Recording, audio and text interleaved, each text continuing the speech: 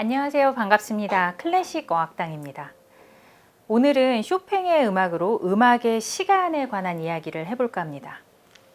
음악에서 시간의 단위로 사용이 되는 개념이 리듬과 박자죠. 이 리듬과 박자가 음악에서는 말하자면 골격 같은 거거든요. 우리가 기본적으로 다 같은 뼈대 구조를 가지고 있죠. 저나 여러분이나 똑같아요.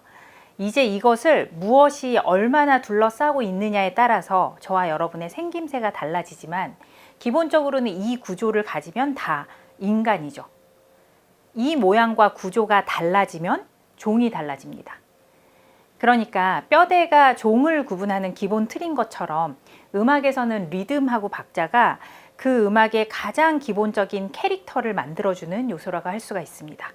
예를 들어서 발랄하다, 청승맞다, 관능적이다, 우수에 젖어 있다. 이런 음악의 성격을 1차적으로 결정짓는 게 리듬과 박자입니다.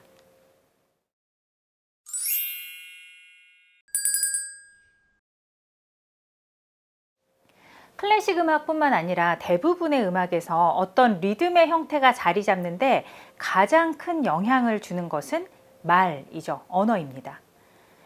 음악의 가장 초기 단계 혹은 음악의 가장 일반적인 형태가 노래이다 보니까 언어의 운율이 음악에 배이면서 장단, 그러니까 길고 짧은 게 생기기도 하고요. 특정한 강세가 나타나기도 하죠. 그런데 이 서유럽 클래식 음악에서 박자라는 개념이 만들어지고 지금의 박자와 리듬의 체계를 갖추게 된 데는 춤의 영향이 가장 크다고 할 수 있습니다.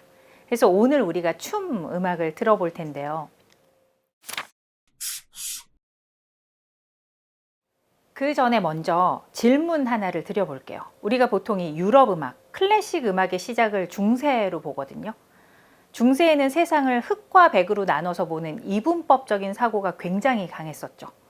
선과 악이 분명하고 천국과 지옥이 있고 세상은 신성한 것과 그렇지 못한 것으로 구분이 됐습니다.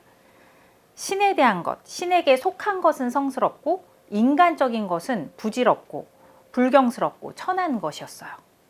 음악도 마찬가지였거든요. 신성한 음악이 있고 부정한 음악이 있었습니다. 당연히 박자도 신성한 박자가 있고 그렇지 못한 박자가 있겠죠. 문제를 드려볼까요? 지금 보시는 이 박자들 중에서 가장 완전하고 신성한 박자는 무엇일까요?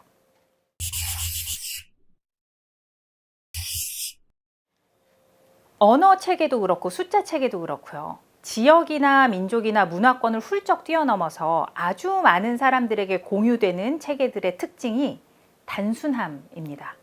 ABC 1, 2, 3처럼 이 도레미로 상징되는 서유럽 음악 언어가 전 세계적으로 가장 많이 사용되는 음악 언어가 된 이유도 소리라는 무한대의 스펙트럼을 12개의 반음이라는 단위로 정량화했기 때문이거든요. 소리라는 단위를 이 정도까지 자로 잰 듯이 균일하게 조정을 한 체계는 없었습니다.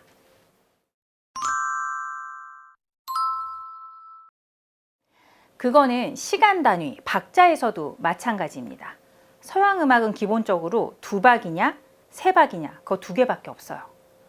물론 이전에 고대에서부터 많은 박자 체계들이 존재를 했을 텐데 어느 순간에 신의 박자냐, 인간의 박자냐로 정리를 해버린 거죠.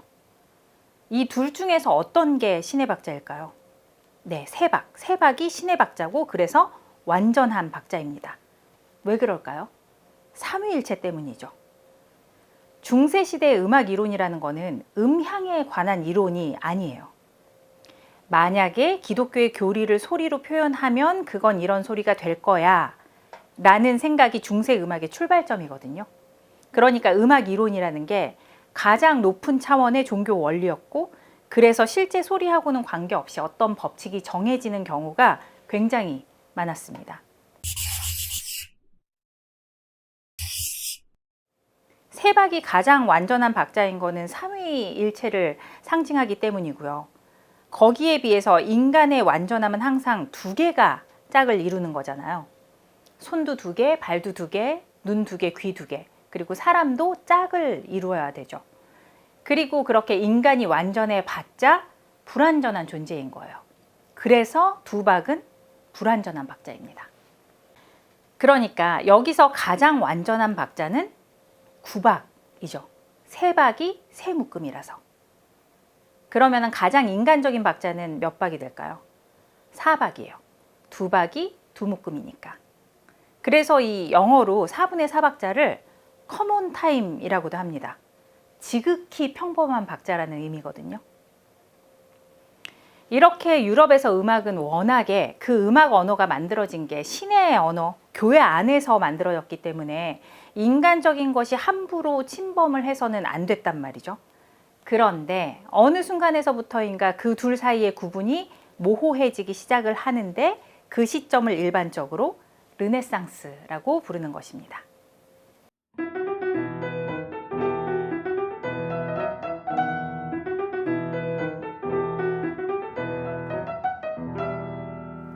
쉽게 말해서 인간이 신의 지위를 차지하기 시작한 때고요. 가장 먼저 스스로를 신의 위치에 올려놨던 게 왕들이죠. 그리고 그런 왕들을 대표하는 게 루이 14세입니다. 루이 14세가 유럽 절대군주의 아이콘이 될 만큼 대단한 권력을 가지기까지 여러 정치적인 노력들이 물론 있었겠지만 루이 14세에게 태양왕이라는 별칭을 만들어줬던 거는 춤입니다. 그 중에서도 발레죠. 루이 14세가 10살쯤부터 발레를 취미로 시작을 했었는데 적성에 맞았을 뿐만 아니라 소질도 있었고요. 무엇보다도 이 춤에서 정치적인 권력을 좌지우지할 만한 힘을 본 거예요. 루이 14세가 발레로 연극을 하는 발레극에서 온몸을 황금으로 치장한 그런 무대 의상을 입고 자기가 세상의 모든 어둠을 물리치는 태양신 아폴로 역할을 했던 게 하나의 트레이드 마크가 돼서 태양왕이라고 불렸던 거거든요. 지금 보실 장면은 왕의 춤이라는 영화인데요. 루이 14세하고 그 밑에서 왕에게 필요했던 모든 음악적, 예술적 뒷받침을 하면서 국가의 2인자 자리에 올랐던 장 베프티스트 윌리라는 이탈리아 출신 음악가가 주인공으로 나오는 프랑스 영화의 한 장면입니다. Ne sont brillants et respectés que par l'éclat que je leur donne.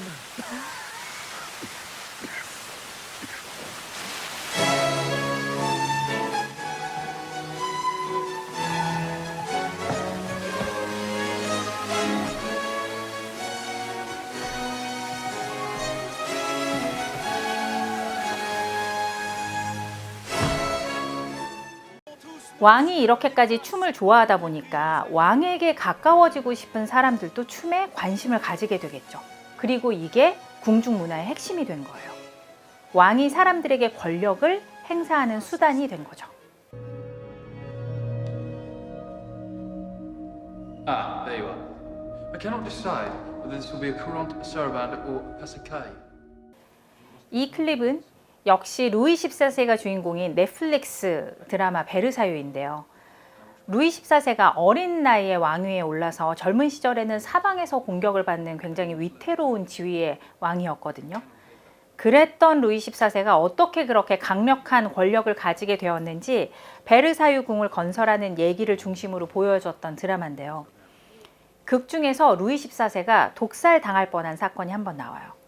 왕이 독을 먹고 며칠을 고열에 시달리고 피를 토하고 그렇게 죽을 고비를 넘기는데 그러다 중간에 잠깐 기운을 차리고 일어나서 약간의 환각 상태에서 춤을 추는 장면이 나옵니다. 루이 14세의 왕궁에서의 춤은 그냥 유흥의 춤이 아닌 거죠. 아주 정확한 규칙을 가진 동작이고요. 이거를 아름답게 잘 구현하느냐 못하느냐가 바로 그 사람의 교양이자 수준이 되는 거고 왕에 대한 충성심이기도 한 거예요. 그러니까 그게 곧 그 사람의 권력과도 비례하게 되는 거죠. 그래서 이 드라마에서도 루이 14세의 권력 의지를 춤으로 상징하고 있습니다. 여기서 루이 14세가 얘기하는 쿠랑트, 사라방드, 파사칼리아 전부 다 세 박자 춤들입니다.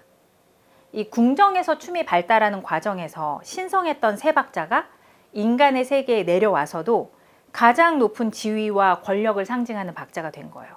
그래서 이 이후에 항상 귀족적이고 우아한 춤들은 세 박자 춤이 되는 거죠.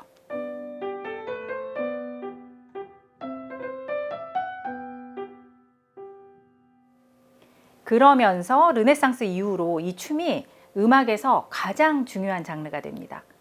그러니까 꼭 춤을 추기 위해서가 아니라 춤이라는 게 어떤 계급이나 사람의 성격이나 상황, 분위기 이런 것들을 상징할 수 있는 하나의 표현 양식이 된 거죠. 우리가 바로크 시대에 핸델이나 바흐나 모음곡이라고 하는 장르 있잖아요. 예를 들어서 핸델의 수상음악이다, 바흐의 파르티타다 하는 음악들, 거기 안에 있는 알라망드, 사라방드, 미뉴엣, 파시피에드, 리고동, 부레, 지그, 우리 입에 잘 붙지도 않는 이런 이름들이 전부 다 춤 이름들이에요. 요즘 AI한테 이미지 만들어 달라는 거 많이 하잖아요. AI한테 힙합 춤을 추는 댄서 이미지 만들어 달라고 하면 이런 이미지 나오고요. 디스코 추는 댄서 그려달라고 하면 이런 이미지가 나옵니다. 우리 머릿속에도 이 정도 이미지가 있잖아요.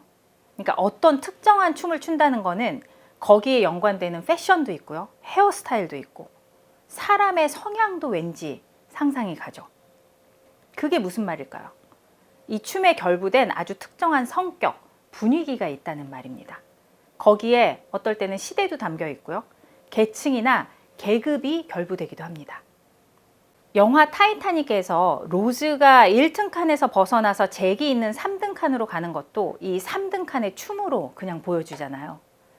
그만큼 유럽에서는 특히나 춤이 아주 일반적인 문화였기 때문에 어떤 춤을 추는가 그 자체가 매우 강한 문화적인 상징이 되는 경우가 많은데요. 그 중에서도 아주 오래됐으면서도 여전히 매우 강한 문화적 상징을 가지고 있는 대표적인 춤이 바로 왈츠입니다.